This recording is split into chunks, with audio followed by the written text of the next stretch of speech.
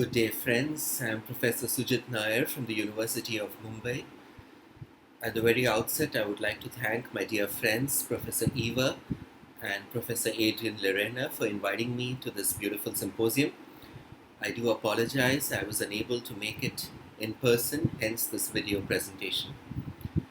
I'd also like to extend my warm greetings to Swami Rameshwaranandaji, President of the Phi Foundation and Director of the University of Consciousness Project. Thank you so much, Swamiji. Today, friends, I would like to share with you my own experience of conducting a clinical trial in the Indian population in a resource-limited setting. These clinical trials were cancer preventive clinical trials that were done with technical collaboration from Dr. Tony Kong, professor at Rutgers, the State University of New Jersey in the United States, as well as Professor Adrian Lerena in Spain. We received ethical approval from an independent institutional review board, IRB, in Mumbai, and the trial by itself was conducted at a hospital site, which was an Ayurvedic hospital in the western Indian state of Gujarat. The trial was conducted in 100 healthy human volunteers. Some very comical challenges that we faced during the course of the trial. I shall discuss some of these. One, of course, as is the theme of the symposium, education and attitude. We had, on the one hand, trials that were being approved by allopathic doctors trained in the allopathic systems of medicine, sitting on the IRB.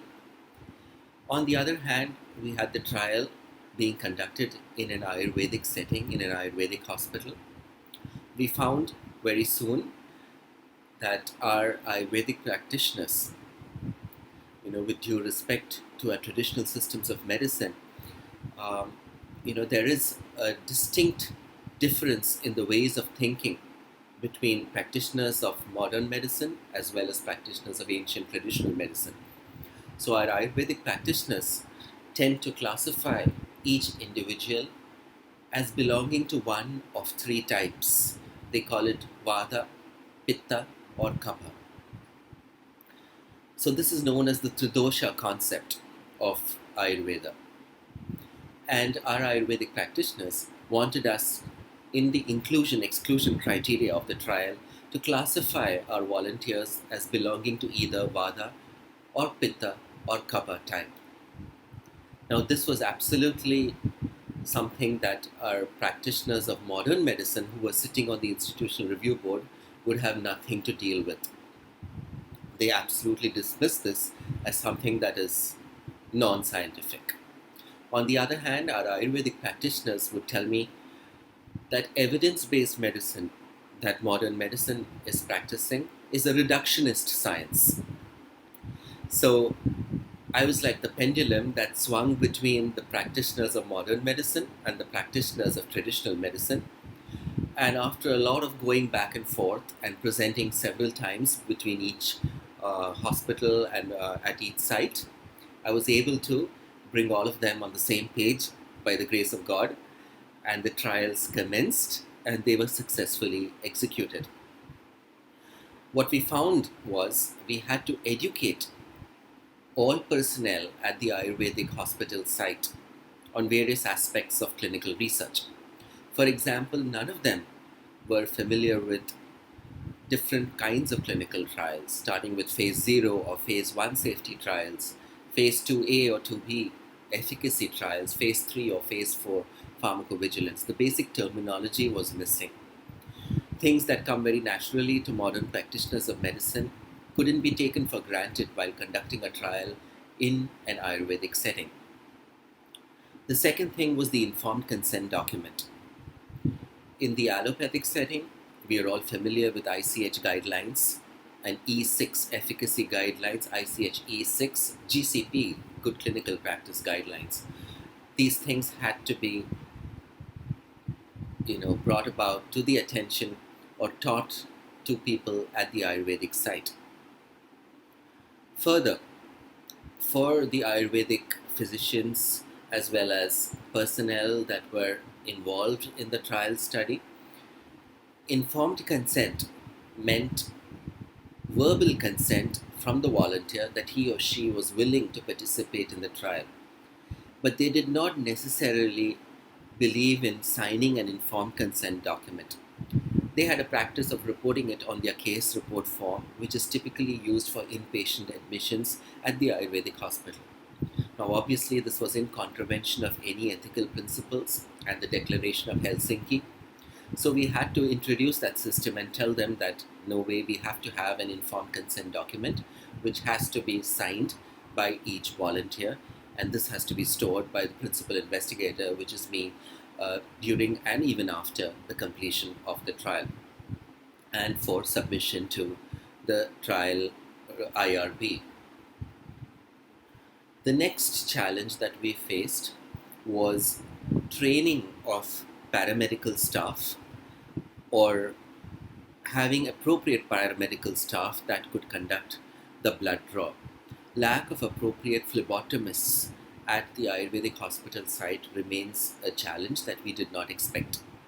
So when our trial commenced, of course, we were told that there are a couple of nurses at the Ayurvedic hospital who are well equipped to withdraw blood, to cannulate our volunteers, because this was a 24-hour study.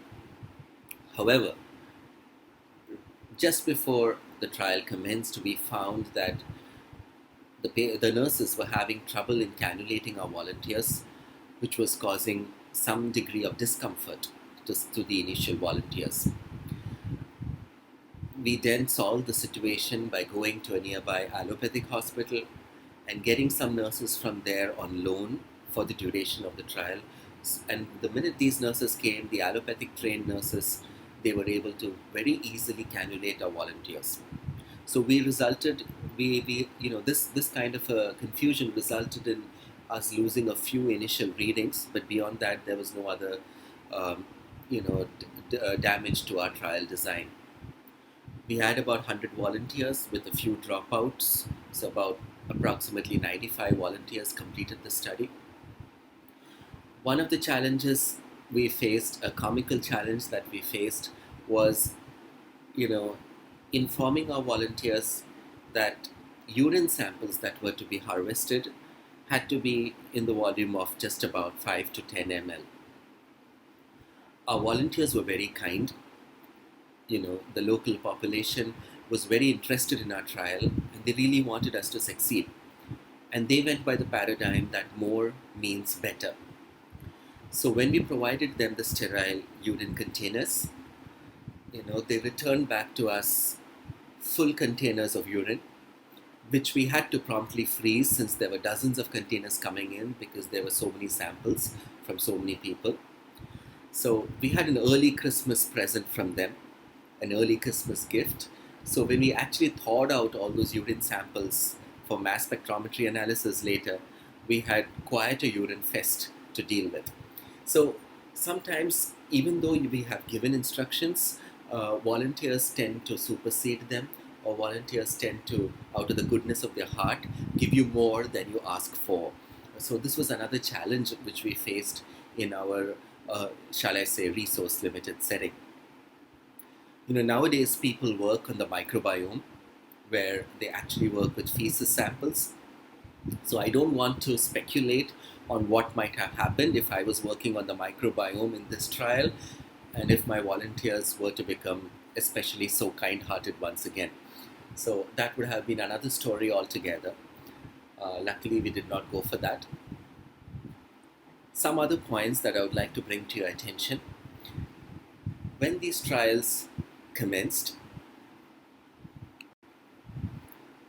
we found that there was no real infrastructure available at the Ayurvedic site. This was truly a resource-limited setting. For example, we needed a 4-degree benchtop microcentrifuge, non-existent, a vortexer, not available, a -80 freezer, unheard of, a -20 freezer, not available, mass spectrometer, unheard of. So we had a lot of challenges, and we had to arrange all or most of these items on site. And of course, we had to transport our samples back to Mumbai in frozen condition so that we could analyze them by tandem mass spectroscopy at our Mumbai institution. So overall, it was a very challenging experience in terms of not having resources at hand. We did not even have micropipettes or Eppendorfs. Every single thing had to be brought to site. Um, Apart from that, the experience of having to educate our personnel in terms of basic principles of clinical trial protocol, clinical trial design, informed consent document, as well as having to arrange nurses who were trained in allopathy hospitals um, was a challenge. But at the same time, at the end of the trial, we received positive feedback, very positive feedback from the Ayurvedic Center, who told us that they learned a lot and they look forward to more such trials in the future. The next question is bringing on board medical practitioners of allopathic systems of medicine and Ayurvedic systems of medicine, which is a little bit more difficult. We walked a tightrope. We succeeded in this particular set of trials.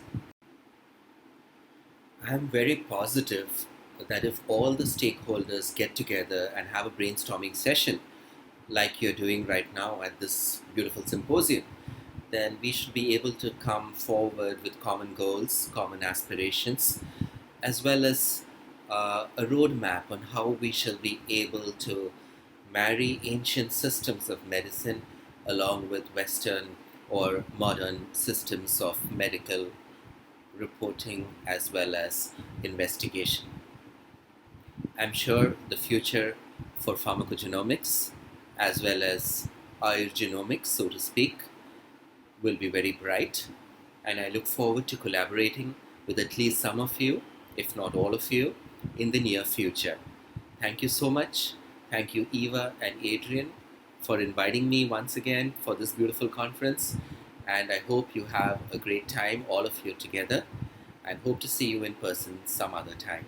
Thank you so much and have a great day.